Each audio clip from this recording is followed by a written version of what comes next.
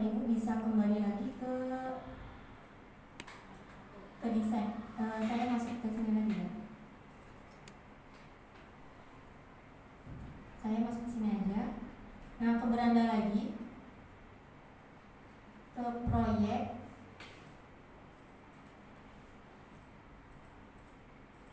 Sudah masuk ke proyek? Sudah. Nah, di sini ada folder yang kemarin kita buat. Jadi ini Bapak Ibu di sini tuh bisa berkolaborasi atau memasukkan desain-desain dalam satu folder yang akan dikerjakan bareng-bareng misalnya sama Bapak Ibu sini.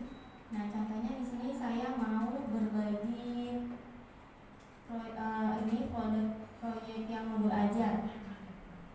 Nah, di sini kita klik titik 3 ada di bagian proyek atau folder.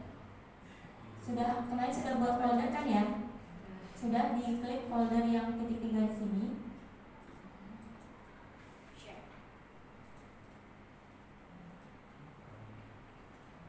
Lalu bagikan. Lalu kita bagikan. Nah, di sini kita bisa buat grup. Jadi buat grup ini kita bisa memasukkan kira-kira mana aja nih dalam proyek ini yang akan dikerjakan. Misalnya seluruh anggotanya itu kan ada 20 anggota. Sedangkan dalam proyek ini kita hanya membutuhkan 5 anggota yang memang sudah dipilih, misalnya guru A, guru C gitu ya sampai 5. Nah, ini bisa kita pilih. Jadi ketika kita membagikan ke grup tersebut, ya hanya 5 guru itu aja yang bisa membuka proyek tersebut. Nah, di sini misalnya di sini kan ini ya tanpa awalnya seperti ini pribadi. Nah, jadi awalnya itu punya kita pribadi nih, desain kita nih, folder kita itu punya kita. Orang lain tidak bisa lihat, tidak bisa edit, tidak bisa mengakses ya. Nah, kita akan memberikan akses kepada anggota yang lain itu dengan cara tadi klik titik 3 lalu bagikan. Seperti ini ya, kita ulang lagi. Klik titik 3 lalu kita bagikan. Nah, lalu di sini bisa buat grup atau langsung kita mau buka akses untuk seluruh anggota tim tersebut. Nah, kita klik. Lalu di sini diatur nih, mau si anggota ini hanya bisa melihat aja folder kita atau bisa edit. Nah, tinggal dipilih, tinggal kita pilih mau yang mana sesuai dengan kebutuhan ya.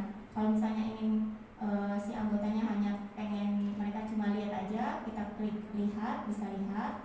Tapi kalau misalnya anggota lain juga diperbolehkan untuk mengedit desain kita, pilih yang bisa edit lalu salin tautan. Nah, salin tautan setelah itu dikirim ke anggota yang ada di sini.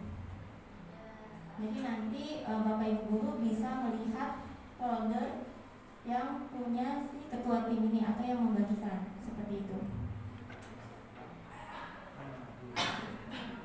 Nah, itu cara membagikan folder. Lalu kalau misalnya Bapak Ibu guru di sini kampanye punya berapa tim? Ada hanya pribadi dan belajar ID aja ya?